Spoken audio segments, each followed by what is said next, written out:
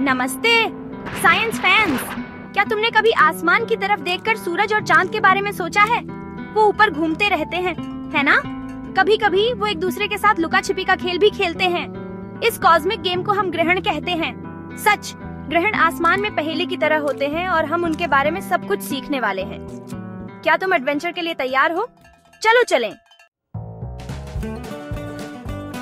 मान लो तुम्हारे पास एक तेज टॉर्च है, वो हमारा सूरज है। अब एक छोटी गेंद की कल्पना करो, जैसे एक टेनिस बॉल, वो हमारा चांद है। जब तुम गेंद को टॉर्च के सामने रखते हो तो वो रोशनी को रोक देती है ना? ग्रहण के दौरान कुछ ऐसा ही होता है। कभी कभी चांद सूरज की रोशनी के बीच में आ जाता है और कभी कभी पृथ्वी चांद पर सूरज की रोशनी के बीच में आ जाती है। मजेदार है ना? सूर्य ग्रहण तब होता है जब चांद सूरज के ठीक सामने आ जाता है। ऐसा लगता है जैसे चांद सूरज को हाई फाइव दे रहा हो। जब ऐसा होता है तो दिन के बीच में भी आसमान थोड़ा सा अंधेरा हो जाता है, जैसे शाम के समय। सूर्य ग्रहण 3 तरह के होते हैं। पूर्ण सूर्य ग्रहण तब होता है जब चांद सूरज को पूरी तरह से ढक लेता है और पूरी तरह से अंधेरा हो जाता है। यह एक काले घेरे जैसा दिखता है जिसके चारों ओर एक चमकदार रिंग होती है। कितना कमाल है ना?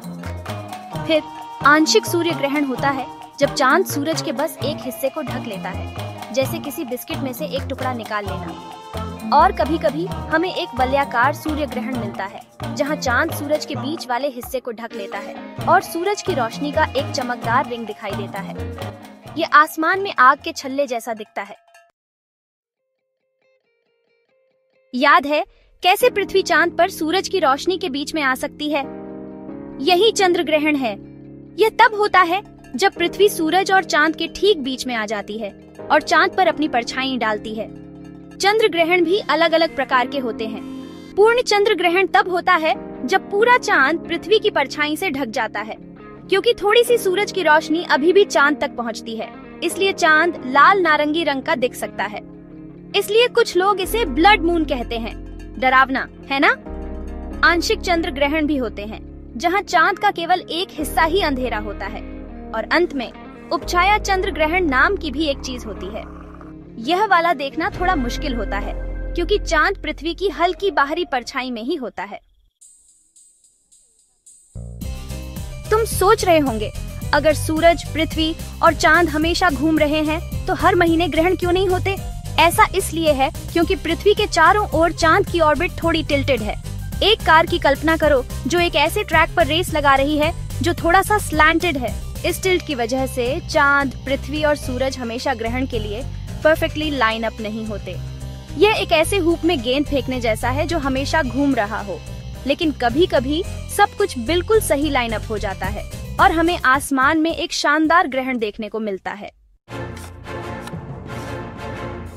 वाह, तुमने ग्रहण के बारे में बहुत कुछ सीखा है। क्या लगता है तुम इस क्विज में टॉप कर सकते हो? अपने नॉलेज को टेस्ट करो और देखो कि क्या तुम सच्चे इक्लिप्स एक्सपर्ट हो। ठीक है, शुरू करते हैं। पहला सवाल, सूर्य ग्रहण का क्या कारण है? ए, पृथ्वी सूरज की रोशनी को चांद तक पहुंचने से रोकती है। बी, चांद सूरज की रोशनी को पृथ्वी तक पहुंचने से रोकता है। सी, एक बादल सूरज के सामने से गुजरता है। दूसरा सवाल, सही या गलत, पूर्ण चंद्र ग्रहण में चांद लाल दिख सकता है।